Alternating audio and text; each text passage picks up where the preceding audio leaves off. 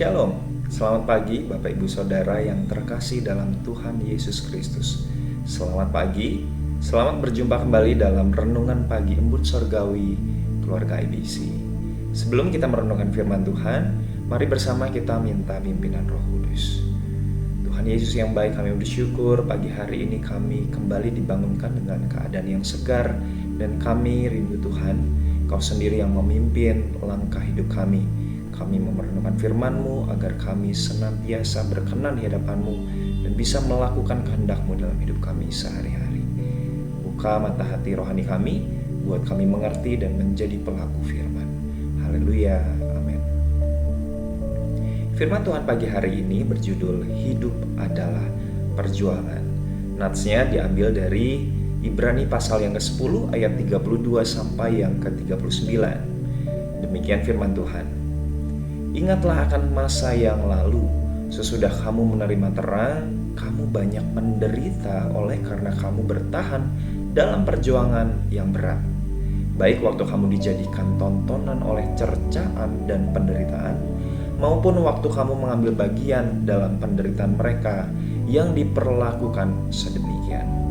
Memang, kamu telah turut mengambil bagian dalam penderitaan orang-orang hukuman, dan ketika harta kamu dirampas, kamu menerima hal itu dengan sukacita, sebab kamu tahu bahwa kamu memiliki harta yang lebih baik dan yang lebih menetap sifatnya. Sebab itu, janganlah kamu melepaskan kepercayaanmu, karena besar upah yang menantinya. Sebab kamu memerlukan ketekunan, supaya sesudah kamu melakukan kehendak Allah, kamu memperoleh apa yang dijanjikan itu.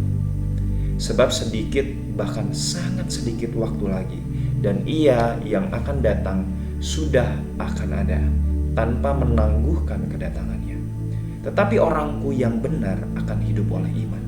Dan apabila ia mengundurkan diri, maka aku tidak berkenan kepadanya.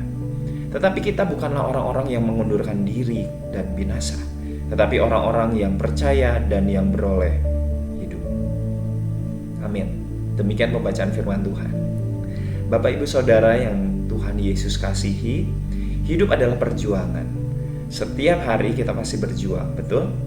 Berjuang untuk bangun tidur, berjuang untuk melawan rasa malas untuk bekerja atau belajar hal-hal yang baru.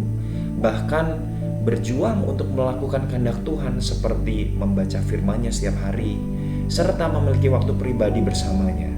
Seperti yang sedang Anda lakukan saat ini, mendengarkan Embun Sorgawi. Sekali lagi, hidup adalah perjuangan. Ada banyak persoalan yang sudah atau mungkin sedang kita alami, tapi syukur kepada Tuhan jika Dia tidak pernah mengingkari janjinya untuk senantiasa menyertai kita. Amin. Bukti penyertaannya tentu saja sampai saat ini kita masih bernafas dan bisa membuka mata kita sampai detik ini. Luar biasa bukan penyertaannya? Saudara, dalam mempertahankan iman untuk tetap di dalam Tuhan memang tidaklah mudah jika kita mengandalkan kekuatan kita sendiri tanpa campur tangan Tuhan. Karena memang kita sebagai manusia begitu banyak keterbatasan. Tapi sekali lagi, puji nama Tuhan, kalau Dia mengetahui sampai di mana batas kemampuan kita, sehingga Ia mengirimkan penolong bagi kita, yaitu Roh Kudus yang akan senantiasa menguatkan kita. Amin. Di dalam Efesus 6 ayat yang ke-12, Rasul Paulus mengatakan, beliau mengingatkan kita bahwa perjuangan kita adalah melawan kuasa kegelapan dan tipu daya iblis. Iblis datang bagaikan singa yang meraung-raung dan juga menyamar sebagai malaikat terang, sehingga tanpa kita sadari, kita dapat saja jauh dari Tuhan, walaupun menurut pandangan kita baik. Itulah sebabnya kitab Amsal mengingatkan kita agar jangan sekalipun kita menganggap diri sendiri bijak. Banyak sekali tantangan yang dihadapi anak-anak Tuhan saat ini demi mempertahankan iman percayanya kepada Tuhan Yesus Kristus. Salah satu hambanya dalam Alkitab yang berjuang mempertahankan imannya kepada Tuhan meskipun banyak tantangan datang bertubi-tubi. Siapa dia, saudara? Tidak lain dan tidak bukan Ayub, ya. Ayub Ayub menampilkan keteladanan imannya dan tetap berpegang teguh pada janji Tuhan bahwa dia, Tuhan, tidak akan pernah sekalipun meninggalkan umatnya. Melalui keteguhan iman Ayub, bahkan nama Tuhan pun dimuliakan melalui hidupnya.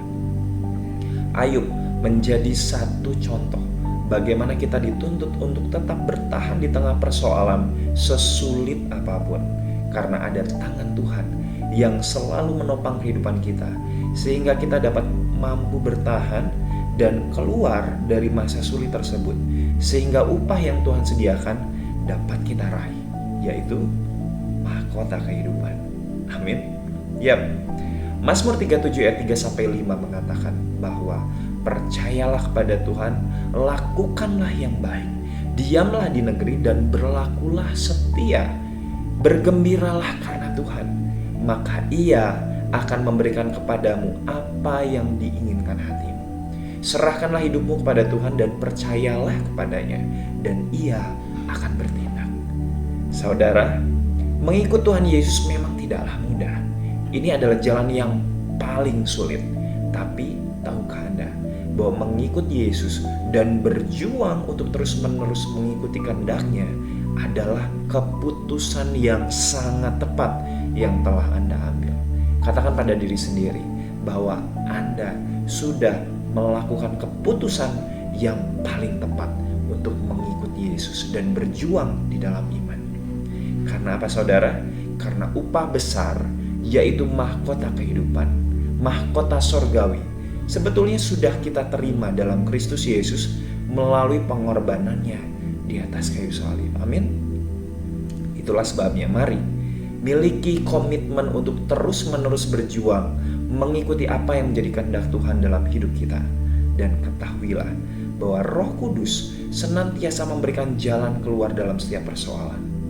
Dia, Roh Kudus, yang akan selalu memberikan kekuatan dalam setiap badai kehidupan.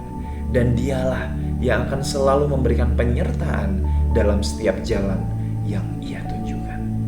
Jadi, tetaplah berjuang dalam iman hingga Tuhan Yesus menjemput kita kembali dan mengatakan kepada kita, marilah masuk ke surgaku, hai hambaku yang baik dan setia. Selamat beraktivitas, tetap teguh dalam iman. Tuhan Yesus senantiasa memberkati dan menyertai kita sekalian.